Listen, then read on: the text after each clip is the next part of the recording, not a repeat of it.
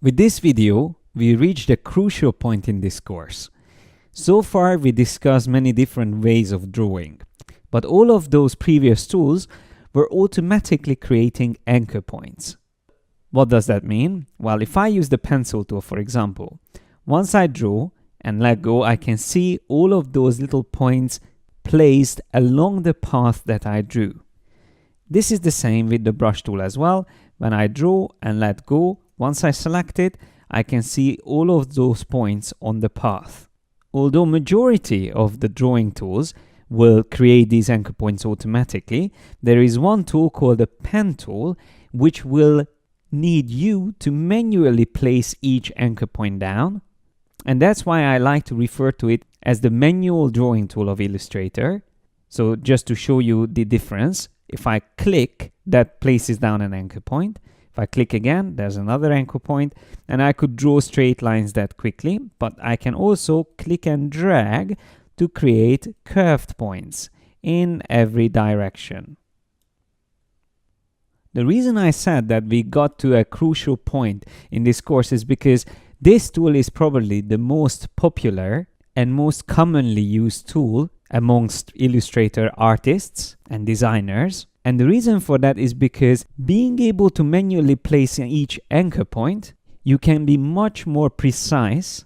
And once you master this tool, you can be very efficient and draw amazing things very quickly. So you might ask, why bother learning the other tools then, if this is so amazing? Well, the reason why I mention the pen tool only now is because this is probably the most difficult one to learn.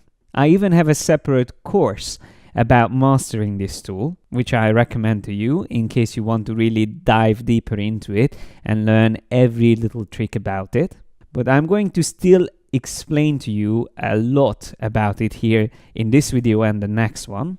And we are going to keep using this tool throughout the course from now on, because you can't say that you know how to work with Illustrator without actually mastering the pen tool. Of course, there are users I know that still doesn't have a proper understanding, a well-developed skill to work with this tool and still can do amazing things. So don't get me wrong, but believe me, this is a skill that really worth the time that you are going to invest to practice it. And the good news is that there is a pen tool also in Photoshop and InDesign. So if you are learning those applications as well from me, you will definitely get some videos in those courses as well, mentioning how to work with it. Now in this file, I prepared already a couple of things for you that will explain things that you need to know before you start working with the pen tool.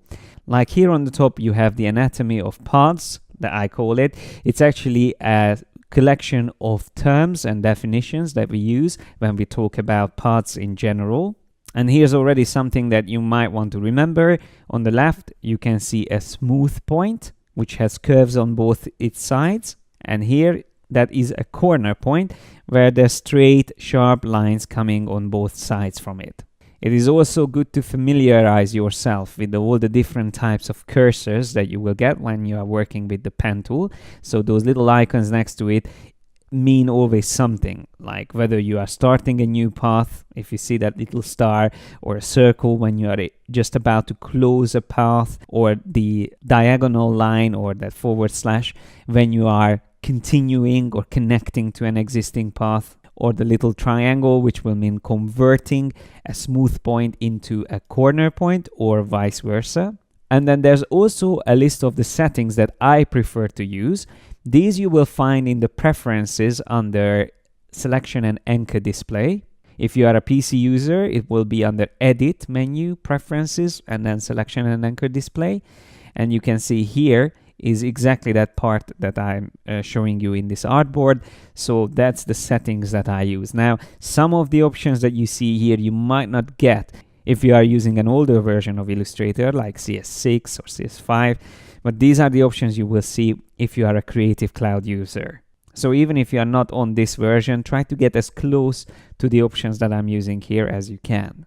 Now, of course, there's many other options that can affect the pen tool, but this is mainly the part that primarily applies to working with the pen tool.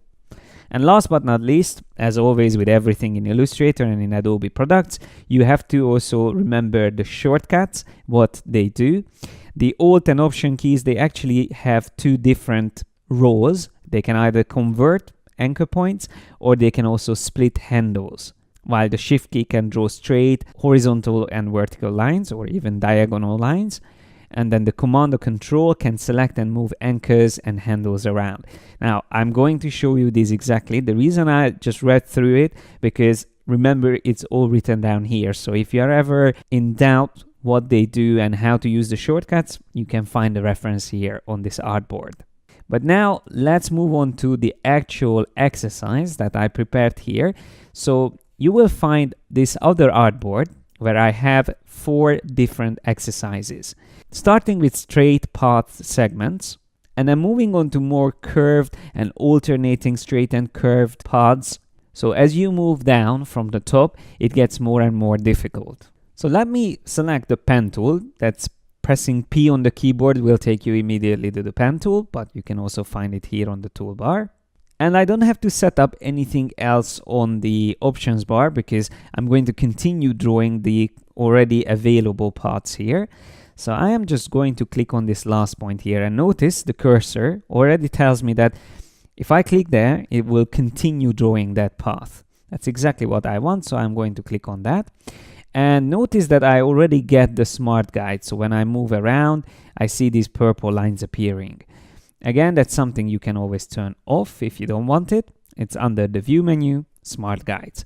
I like to keep it on. It helps me while I'm drawing. And I can just move up here and immediately I get a guide that helps me to get the same height as the previous lines. So remember, all you need to do for straight lines, just simply click. Then go down, again, wait for the Smart Guide and click. And I will just continue doing the same thing. You might say that, oh, so that's all there is to it. It's very simple, this tool. Well, drawing straight lines, as I said, it is simple. But here's a thing that's already useful to remember. If you hold down the Command or Control key and click anywhere on the artboard, you deselect the current path. And then you can continue drawing another one. So let's continue this one here. Now I'm going to click on that. And then I will go up here halfway. You see that we had 2 triangles. And exactly the same distance of those 2 triangles is going to be 1 semicircle. So I'm going to click and drag here. And notice how I'm creating handles. So the center point is the anchor. And from that, 2 handles are coming out in 2 directions.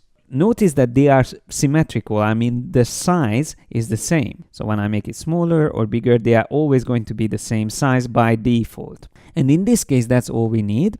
But to make sure that this circle will look nice, I will also hold down the Shift key, which can keep these handles horizontal.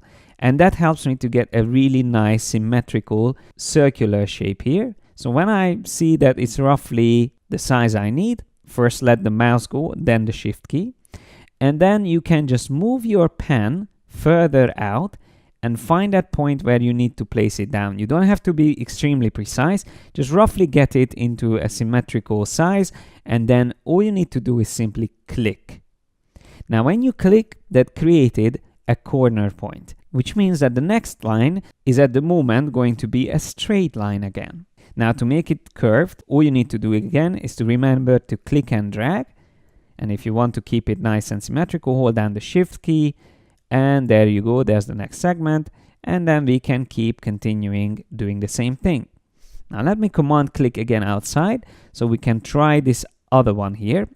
Now the trick here is that these are straight and curved path segments alternating. So there's a curve, then a straight line, then another curve, and then a straight line. So what you need to do here is when you continue this, first come up to the top, just like before, click and drag. You can hold down the Shift key once again if you want, but it's up to you. You can draw different curves as well, but try to keep it similar to the previous ones. So I'm going to draw it like that. But notice that when I want to go down, it doesn't give me a straight line, it tries to continue the previous path with a nice continuous curve going down. So that is why we have two handles, and that's why they are going in the opposite directions, because those handles are trying to force me to create a nice continuous curve, no matter in which direction I'm going. As you can see, it's always going to have a continuous smooth transition from the previous segment into the new segment, as long as the handles are symmetrical. But if I want to continue with a straight line, I have to click on the anchor point that I created, just click once on that, which will remove that additional handle. And now I can draw any normal straight line. So I can click at the bottom and then continue doing the same thing as a pattern. So I can click and drag. Remember to click on the last anchor point in the middle and then go down and click. So once again, click and drag. Then don't forget to click in the middle on the anchor point to remove that handle, which allows you to draw freely, even a straight line. Once you know what to do, this shouldn't be too difficult, but you still need to practice. But then we arrive to the last exercise here, where we have curved path segments, but changing directions. Now, it doesn't seem that difficult, but it will be much more trickier than the previous ones.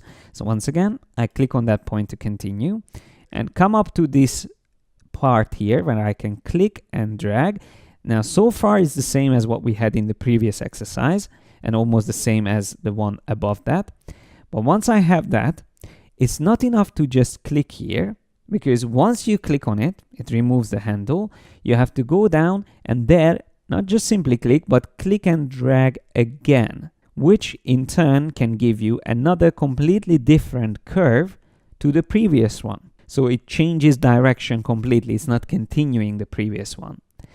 When I let go, you can see that's the shape. Now, when I want to go further up, once again, the reason why it doesn't look good at the moment is because there's, again, a free handle, which is not necessary.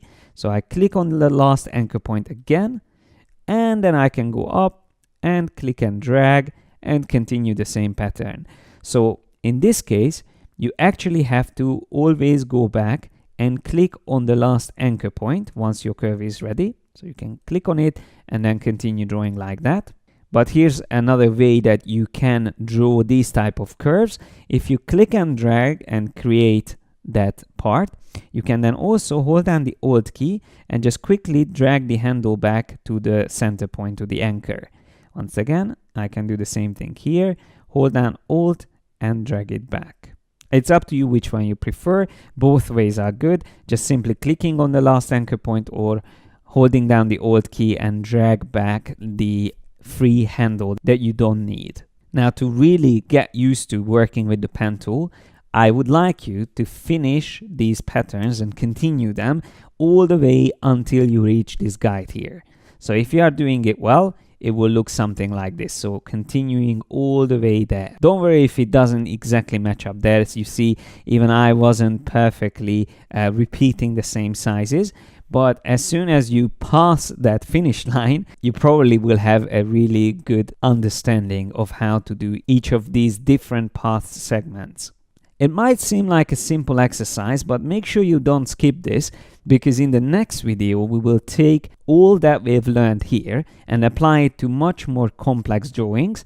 Let me just give you a peek. Here's a few of them, but there's even more in this file that I prepared.